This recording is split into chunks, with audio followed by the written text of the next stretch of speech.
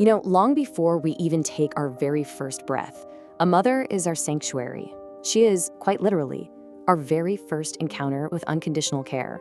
A mother's love is humanity's universal heartbeat, a force that just so deeply predates modern holidays or greeting cards.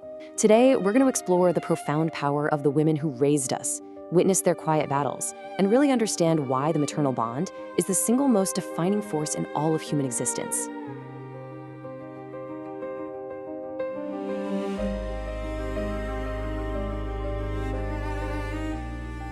But first, let's zoom out for a second and ask a massive question. Throughout history, empires have risen and fallen, right? Brilliant minds have completely reshaped the course of civilization. But when you strip away the politics, the technology, all the economics, what is the foundational force that actually rules the world?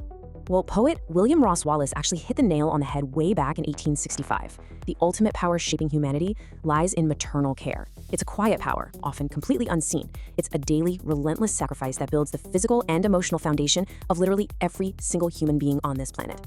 Here is a quick roadmap of where we're headed today. We'll be walking through the science of motherhood, the soul of motherhood, tracing ancient rites to modern rites, and finally wrapping up with a global celebration. Okay, let's dive right into part one, the science of motherhood, looking specifically at the biological roots of the maternal bond. Have you ever heard of monotropy? It's a concept by evolutionary psychologist John Bowlby, and it reveals that babies are biologically programmed from the exact moment of birth to seek out a fierce protector. And this isn't just about needing to be fed, it's a profound innate drive to form an emotional attachment just to survive. A baby's cry, or even a tiny smile, triggers an instant hardwired response in the mother. It creates this incredibly sacred sanctuary, a safe base from which the child can eventually go out and explore the world. And honestly, the sheer chemistry behind a mother's devotion is staggering. When a woman becomes a mother, her brain essentially undergoes a temporary reconstruction. Hormones like oxytocin absolutely flood her system, easing the immense pain of childbirth and fostering this intense, unbreakable empathy. Meanwhile, prolactin actually suppresses fear. Think about that for a second. This is the biological reason a mother will willingly step right into extreme danger to protect her child.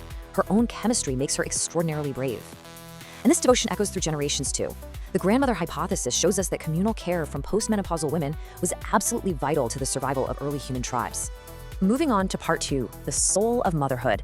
Let's look at the spiritual reverence in ancient traditions. Because this bond goes way beyond just biology. In Buddhist texts, like the Sanananda Jataka, a mother's love is described as the absolute ultimate standard for selfless sacrifice. A mother anxiously worships the stars even before conception, and once that baby is born, she shields them from the frightful wind, the burning heat. It's this exquisite portrayal of a love that gladly anchors itself in pure discomfort, just so the child can thrive. In fact, that very same maternal devotion became the supreme religious metaphor.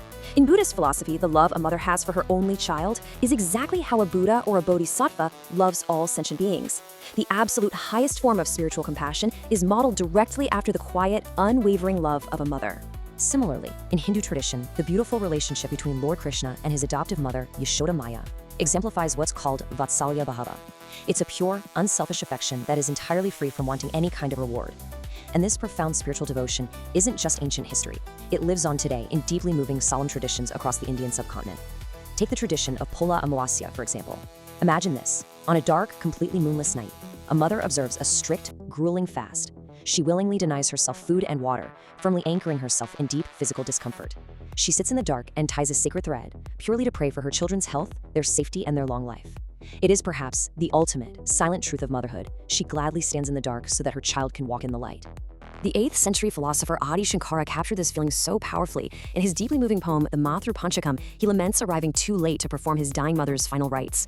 He reflects on the excruciating pain she endured with clenched teeth just to bring him into the world, and faces the agonizing truth that a mother's immense sacrifices can literally never be fully repaid. It's such a raw, universal expression of a child's overwhelming gratitude, mixed with a very real sense of guilt.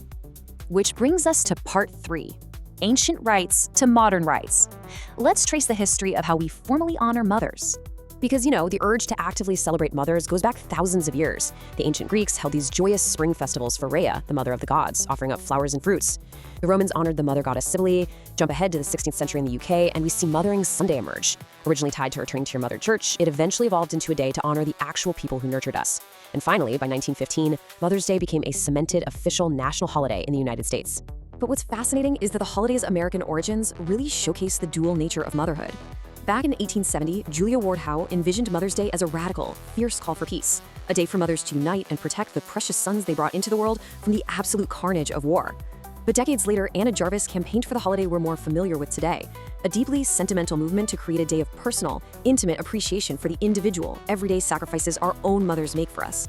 And that leads us to our final section, Part 4, A Global Celebration, How the World Honors Mothers Today.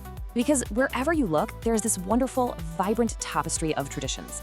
Over in East Asia, like in Japan, the day is marked by gifting red carnations, which is such a beautiful representation of both the delicate fragility and the immense, enduring strength of a mother's heart. Down in the Horn of Africa, grown children will travel massive distances, journeying for days just to prepare a lavish, joyous feast for their mothers. In the Andean region of South America, the earth itself, Pachamama, is honored as a maternal, sustaining protector of us all. And in Nepal, individuals take a breathtaking pilgrimage to the sacred Mata Tirtha ponds, making offerings and looking deeply into the water, hoping to see their deceased mother's face reflected back. It's a stunning reminder of a bond that not even death can sever. This entire profound journey of understanding is beautifully distilled by the ancient wisdom of the Skanda Purana, which says, "There is no shade like that of a mother, no resort like a mother, no security like a mother."